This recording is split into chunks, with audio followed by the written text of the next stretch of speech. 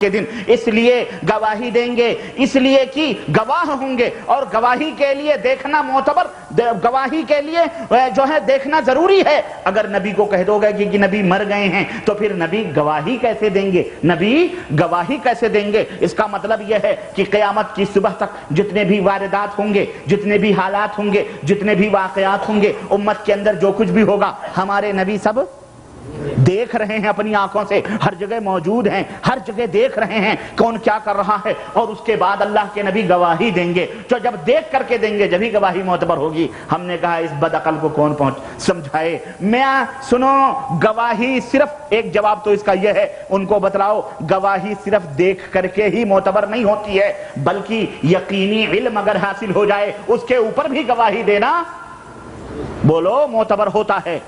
جسے یقینی علم حاصل ہو جائے گواہی اس کی بھی۔ اور بتاؤ قرآن سے بڑھ کر کے یقینی علم کون بتلا سکتا ہے؟ بولو۔ قرآن کہہ رہا ہے ہم نے ہر دور میں رسولوں کو بھیجا ہے، اور رسولوں نے ہر دور میں رسولوں کو بھیجا ہے، اور رسولوں نے اللہ کی دعوت کو اپنے امتیوں تک پہنچایا ہے۔ قرآن کہہ رہا ہے نا، اور یہ قرآن کس کے اوپر نازل ہو رہا ہے؟ حضرت محمد الرسول اللہ صلی اللہ علیہ وسلم پر نازل ہو رہا ہے۔ قرآن پڑھ کر اللہ کے نبی کو یقین علم ہو گیا ہے کہ اللہ نے ہر نبی کو اپنی امت میں بھیجا ہے، اور ہر نبی نے اپنی امت پر اللہ کی دعوت کو مکمل کیا ہے۔ یہ علم یقینی اللہ نے اپنے نبی کو دیا ہے، اور اسی علم یقینی کی بنیاد پر اللہ کے حبیب قیامت کے دن تمام نبیوں کے موافق گواہی دیں گے۔ سمجھ آئی کہ نہیں آئی؟ ہاں۔ اور سنو، ایک تو یہ ہے نمبر ایک، ان کا ان کے منہوں کو لگام دو بدعقلوں کو، ان کو عقل نہیں، خر دماغوں کو، ان کو سمجھاؤ کہ میاں اگر تم یہ کہتے ہو کہ گواہی کے لیے دیکھنا ضروری ہے تو ذرا بتلاؤ اللہ رب العزت اللہ کے نبی کے امتیوں کے بارے میں ارشاد فرماتا ہے وَجَعَلْنَاكُمْ أُمَّةً وسطا لتکونوا شہداء علی الناس، اے میرے نبی کی پیاری امت کے لوگوں، ہم نے تم کو امت وسط بنایا ہے، اعتدال والی امت بنایا ہے، تاکہ تم قیامت کے دن تمام لوگوں کے اوپر گواہی دو۔ تو جہاں قیامت کے دن تمام نبی بلائے جائیں گے اپنی امتیوں کے اوپر گواہی دینے کے لیے، وہیں محمد الرسول اللہ صلی اللہ علیہ وسلم کی امت بھی بلائی جائے گی ان کی گواہی دینے کے لیے کہ ہاں اے اللہ، تیرے نبیوں نے تیرے نبی کے تیرے پیغام کو تیرے بندوں تک پہنچایا تھا۔ اللہ پوچھے گا تمہیں کیسے معلوم؟ کہیں گے میرے نبی نے مجھے بتلایا ہے۔ نبی کو کیسے معلوم؟ قرآن نے ان کو بتلایا ہے۔ تو اس کا مطلب یہ ہے کہ بندے نبی کی امت کے لوگ اگلے پچھلے لوگوں کے اوپر گواہی دیں گے، تو اس کا مطلب یہ ہے کہ وہ بھی موسیٰ کے زمانے میں موجود تھے، ہم بھی موجود تھے، تم بھی موجود تھے، قیامت تک آنے والی نسلوں تک ہم بھی حاضر رہیں گے، تم بھی حاضر رہو گے، سب حاضر و ناظر رہیں گے۔ تو پھر اس میں نبی کی خصوصیت کیا ہے کہ نبی حاضر و ناظر ہیں؟ اس میں تو ہم تم سب حاضر و ناظر ہیں، ہے کہ نہیں؟ نمبر دو۔ نمبر تین، ان بدعقلوں کو یہ بھی سمجھاؤ کہ یہ کتنی بڑی نبی کی گستاخی ہے کہ نبی حاضر و ناظر ہیں۔ تمہارے گھر میں، ناپاک گھر میں جب نبی حاضر و ناظر ہیں تو مسجد میں تو بدرجہ اولا حاضر ہیں۔ بولو، ہے کہ نہیں؟ حاضر بھی ہیں، دیکھ بھی رہے ہیں۔ تو اس بدبخت ملے سے کہو کہ نبی حاضر ہوں، نبی دیکھ بھی رہے ہوں، تیرا عقیدہ بھی ہو، اور نبی کی موجودگی میں تو امامت کے مصلی پہ کیسے کھڑا ہوتا ہے؟ تجھے جرات کیسے ہوئی کہ اپنے نبی کو اپنے پیچھے نماز پڑھوائے اور خود مصلی کے اوپر چڑھا جائے؟ گنہگار، بدکار ہے کہ نہیں ہے؟ بولو، اس کو بولو، تیری ہمت کیسے ہوئی؟ کیا نبی کے موجود ہوتے ہوئی کوئی امامت کے مصلی پہ جا سکتا ہے؟ ایک ہی خوش نصیب تھا نبی کے بعد جو امامت کے، جو نبی کے موجود ہوتے ہوئے نبوت نے اسے اپنے مصلی پہ کھڑا کیا تھا، اور وہ ذات بابرکت وہ تھی کہ نبیوں کے بعد سورج ایسے خوش نصیبوں پر کبھی طلوع ہی نہیں ہوا ہے، اور وہ ذات تھی حضرت سیدنا ابو بکر صدیق رضی اللہ تعالیٰ عنہ۔ اور وہ بھی دیکھ رہے ہیں کہ نبی آ رہے ہیں تو پیچھے مڑ رہے، مصلی چھوڑ کر پیچھے ہٹ رہے ہیں۔ نبی نے پیچھے سے ہاتھ رکھا، نماز کے بعد میں نبی نے پوچھا کہ تم کیوں مصلی سے پیچھے ہٹنے لگے؟ کہنے لگے اللہ کے نبی، میں نے دیکھا کہ میرے نبی تشریف لا رہے ہیں۔ ابو قحافہ کا بیٹا یہ کیسے ہمت کر سکتا ہے کہ نبی پیچھے کھڑے ہوں اور اس کا بیٹا مصلی پہ امامت کروا رہا ہو؟ اللہ اکبر۔ اور تو بد نصیب، گنہگار، شرک اور بدعت کے اندر اس کا سوداگر ڈوبا ہوا، تو کہہ رہا ہے نبی حاضر و ناظر ہیں، تیرا ایمان اور عقیدہ ہے، اور تو مسلح پہ کھڑا ہوتا ہے۔ نمبر 4 خیر اس موضوع پر اگر میں بولوں تو لمبا ہو جائے گا، لیکن ایک بات میں اور بول کے ختم کرتا ہوں اس ٹاپک کو۔ ایک بات آئی تھی اس لیے میں شبہ تھا، اس شبہ کو میں ختم کرنا چاہ رہا تھا۔ نمبر 4 یہ بھی اس کو کہو کہ اگر نبی ہر جگہ حاضر و ناظر ہیں تو ذرا بتاؤ حضرت عائشہ صدیقہ رضی اللہ تعالی عنہا پر جب الزام لگایا گیا تھا اور منافقوں نے الزام لگایا تھا، اللہ کے نبی کیوں طلاق دینے کی سوچ رہے تھے؟ کیا جان بوجھ کر اپنی اس پیاری بیوی جو دنیا میں سب سے زیادہ پیاری ہو اور ان کے بعد ان کا باپ سب سے زیادہ پیارا ہو، کیا اسے طلاق دینے کی سوچ سکتے تھے؟ کیا اس سے بات چیت بند کرنا سوچ سکتے تھے؟ نبی کہہ دیتے میں وہاں بھی حاضر تھا جب عائشہ وہاں اکیلی بیٹھی تھی، نبی کی زبان کیوں بند تھی؟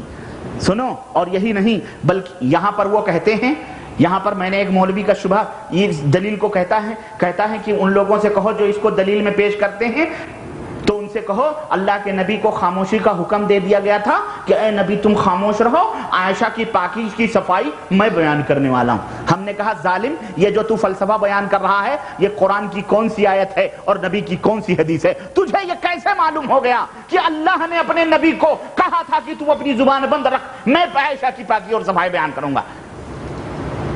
یہ اللہ کے اوپر بہتان نہیں ہے؟ ان سے کہو چلو مان لیتے ہیں، چلو ٹھیک ہے، لیکن ذرا یہ بتلاؤ وہ 70 صحابہ جنہیں کچھ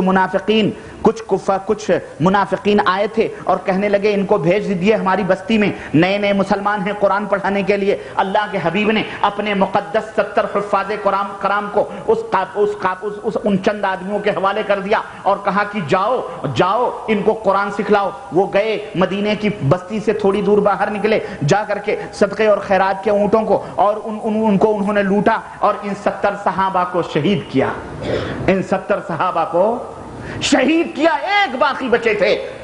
ذرا بتلاؤ اگر نبی حاضر و ناظر تھے تو کیا اللہ کے نبی جان بوجھ کر حاضر ہوتے بھی اپنی آنکھوں کے سامنے اپنے صحابہ کو قتل ہوتے دیکھ رہے تھے؟ بولو اے بدبخت، اگر تیرا یہ عقیدہ ہے تو اس کا مطلب یہ ہے نبوت کی اس سے بڑی توہین دنیا میں کوئی نہیں کر سکتا ہے، نہ یہودی نے کیا ہے نہ کسی نصرانی نے کیا ہے، جو تو نے نبی کا کلمہ پڑھ کر کے نبی کی توہین کی ہے کہ نبی اپنے پیش نظر اپنے صحابہ کو قتل کرواتے تھے۔ استغفر اللہ، ہے الزام کی نہیں نبوت کے اوپر۔ اور ایک مثال نہیں، اس کو سینکڑوں مثالیں ہیں۔ غزوہ بدر اٹھاؤ، غزوہ احد اٹھاؤ، چچا امیر حمزہ کا کلیجہ پھاڑا جا رہا ہے، حضرت امیر حمزہ کے کلیجے کو وہ چبایا جا رہا ہے، ان کے شکم کو پھاڑا بھی جا رہا ہے، ہاتھ کے پور کاٹے بھی جا رہے ہیں، ناک بھی کاٹے جا رہے ہیں، آنکھیں بھی کاٹی جا رہی ہیں۔ اللہ کے نبی حاضر و ناظر اپنے اس بے گناہ چچا کا یہ حشر دیکھ رہے تھے۔ ظالموں ذرا مجھے بتلاؤ، جس نبی نے اس وحشی غلام کو کلمہ پڑھنے کے بعد بھی اپنے سامنے آنے سے منع فرما دیا تھا کہ وحشی تو ایمان ضرور لے آیا ہے لیکن میرے سامنے مت آیا کر، کیونکہ جب میں تجھے دیکھتا ہوں تو مجھے اپنے معصوم اپنے اس بے گناہ چچا کا پورا منظر سامنے آ جاتا ہے۔ کیا نبی اس وقت حاضر و ناظر تھے؟ ان بدبخت ملاؤں سے جو ہمارے یہاں ٹرٹراتے پھر رہے ہیں اور منمناتے پھر رہے ہیں، ان کو کہو اپنے منہ کو لگام دو اور قرآن کے اندر تحریفات مت کرو۔ اللہ کے نبی حاضر و ناظر نہیں ہے، بلکہ یہ شرک ہے، یہ رب ذوالجلال کی شان ہے کہ اللہ کا علم ہر جگہ موجود ہے، اللہ اپنے علم کے اعتبار سے سب کو اپنے گھیرے میں لیے ہوئے ہے، اس کے اشارے اور اس کے علم کے بغیر کوئی ایک پتا بھی حرکت نہیں کرتا ہے۔ یہ صرف اللہ عز و جل کی شان ہے، اور دنیا میں نہ کسی نبی نہ کسی پیر نہ کسی، اور یہ تو اور ہے نبی کی یہ شان بتلا کر یہ تو اپنے بزرگوں کو بھی ہر جگہ حاضر و ناظر مانتے ہیں۔ چھوڑو خیر، عرض کرنے کا مطلب یہ ہے کہ ہر نبی کو شہادت کے لیے پیش کیا جائے گا، امتی بھی شہادت پیش کریں گے، گواہی دیں گے، اور نبی کو بھی۔ تو عرض کرنے کا مطلب یہ ہے کہ قیامت کے دن وَلَا يَكْتُمُونَ اللَّهَ حَدِيثًا، اللہ کے سامنے پھر ان کا کوئی عذر کام نہیں چلے گا۔ اللہ ایک جگہ اور ارشاد فرماتا ہے وَيَوْمَ نَبْعَثُ فِي كُلِّ أُمَّةٍ شَهِيدًا عَلَيْهِمْ مِنْ أَنفُسِهِمْ وَجِئْنَا بِكَ شَهِيدًا عَلَىٰ هَٰؤُلَاءِ، سورہ النحل آیت نمبر 89۔ اللہ نے فرمایا کہ وہ دن وہ ہوگا قیامت کے دن جب ہم ہر امت میں سے اس کے نبی کو گواہ بنا کر کے پیش پیش کریں گے اور ان کی ذات کو خود ان کے اوپر گواہ بنائیں گے. ان کی ذات کو, وہی میں نے ابھی تھوڑی دیر پہلے کہا ہے, زبانوں پہ مہر لگ جائے گی, یہ آنکھیں گواہی دیں گی, یہ کان گواہی دیں گے, یہ رونگٹے گواہی دیں گے, یہ بال گواہی دیں گے, یہ سب کچھ گواہی دیں گے. اے پاک پروردگار, حق اس تک پہنچا تھا, اللہ اور تیرے نبی کا کلام پہنچا تھا. اے اللہ, اس نے ہٹ دھرمی سے, ضد سے اور اندھی تقلید سے اور عقیدت و محبت کا چشمہ لگا کر اس نے قرآن و سنت کو پیچھے چھوڑ کر اور اپنے اپنے بزرگوں اور اپنے بنائے ہوئے پیروں فقیروں کے نقش قدم پہ چل رہا تھا. اے پاک پروردگار, اس دن اللہ فرماتا ہے ان کو ان کی ذات کے اوپر میں گواہ بنا کر کے پیش کروں گا, اور اس دن جب وہ دیکھیں گے یہ حرکتیں تو کیا کہیں گے؟ اللہ اکبر. اللہ فرماتا ہے یومئذ یود الذین کفروا, اس دن یہ کفار اور جنہوں نے نبوت کا انکار کیا ہے, نبوت کی انکار نہیں بلکہ جنہوں نے رسول کی نافرمانیاں کی ہیں, وہ سوچیں گے اور کہیں گے لو تسوی بہم الارض, ہائے ہائے میں زمین سے برابر کر دیا جاتا, آج یہ منظر دیکھنے کو نہ ملتا, میں زمین سے برابر کر دیا جاتا, میں زمین میں مٹی ہو جاتا تاکہ مجھ سے کوئی سوال ہو جواب نہ ہوتا. اور اسی وجہ سے قیامت کے دن سب اعتراف کریں گے. اللہ فرماتا ہے کلما القی فیہا فوج سألہا خزنتہا, جب جب ایک ایک فوج جہنم کی طرف ڈالی جائے گی, ہکالی جائے گی, اور فرشتے ہکال کر کے جہنم کی طرف لے جائیں گے, تو ان سے داروغ جہنم پوچھے گا, ان سے داروغ جہنم پوچھے گا الم یاتکم نذیر, کیا تمہارے پاس کوئی اللہ کا بندہ اللہ کے عذاب سے ڈرانے والا نہیں آیا تھا؟ قالوا بلا, کہیں گے ہاں آیا تھا, اقرار کریں گے ہاں آیا تھا. قد جاءنا نذیر, ہمارے پاس ڈرانے والا اللہ کا کوئی بندہ آیا تھا. فکذبنا, ہم نے جھٹلا دیا. جاؤ وہابیوں کی بد مذہبوں کی باتیں ہم نہیں مانتے ہیں. ہاں فکذبنا, ہم نے تکذیب کر دی, ہم نے جھٹلا دیا تھا. وقلنا ما نزل اللہ من شیء, ہم نے کہا اللہ نے کچھ نہیں اتارا, جاؤ فالتو باتیں تم لوگ کر رہے ہو. ان انتم الا فی ضلال کبیر, اللہ فرماتا ہے یہ تو تم لوگ کھلی ہوئی گمراہیوں میں تھے اور بہت بڑی گمراہیوں میں تھے. اور پھر وہ کہیں گے لو کننا نسمع ونعقل, اگر ہے کاش ہم سنتے اس کی باتیں, کاش ہم سمجھتے اس کی باتیں. ما کننا من اصحاب السعیر, تو آج یہ بھڑکتے ہوئے شعلوں کی نظر نہ کیے جاتے. فاعترفوا بذنبہم فسحقا لاصحاب السعیر, اللہ فرماتا ہے وہ خود اپنے گناہوں کا اقرار کریں گے اور بربادی ہے ان جہنمیوں کے لیے. سورہ ملک آیت نمبر 8. اسی طرح سے اللہ رب العزت, تو یہ نبیوں کا جو کام ہوتا تھا وہ کام یہ ہوتا تھا کہ وہ جو ہے حجت قائم کرنے کے لیے آتے تھے اور حجت وہ قائم کر کے چلے گئے. اب کوئی انکار قیامت کے دن نہیں کر سکتا ہے. 7ویں چیز نبیوں کی ذمہ داریوں میں یہ تھی کہ امت کی قیادت اور رہنمائی وہ خود کرتے تھے, اپنے امتوں کی قیادت وہ کرتے تھے. چنانچہ ان کی ذمہ داریوں میں یہ تھا کہ ان کے قائد اور رہنما بنے اور ان کے اوپر جو مشاکل, جو مصائب, جو معاشرتی, سماجی اور سیاسی طور پر جو مشکلات آ رہے ہیں ان کا وہ حل پیش کریں. چنانچہ اللہ رب العزت نے ارشاد فرمایا فاحکم بینہم بما انزل اللہ, سورہ مائدہ آیت نمبر 48. اللہ رب العزت نے ارشاد فرمایا اے نبی ان کے درمیان جو اللہ نے نازل کیا ہے اس کی روشنی میں فیصلہ کیجئے, رب کے قرآن کی روشنی میں ان کے درمیان فیصلہ کیجئے. اللہ نے داؤد سے کہا یا داؤد انا جعلناک خلیفۃ فی الارض, اے داؤد ہم نے تمہیں زمین کا حاکم بنایا ہے, خلیفہ بنایا ہے. فاحکم بین الناس بالحق, تو حق کے ساتھ لوگوں کے درمیان فیصلے کرو. یہ قرآن کریم کی آیتیں بتلا رہی ہیں کہ نبی جو ہوتا تھا وہ اپنی امت کا قائد اور حاکم اور رہنما ہوا کرتا تھا. وہ ان کے ہر مسائل کو ڈھونڈتا تھا, حل بیان کرتا تھا. ان کی قیادت, ان کی حکمرانی,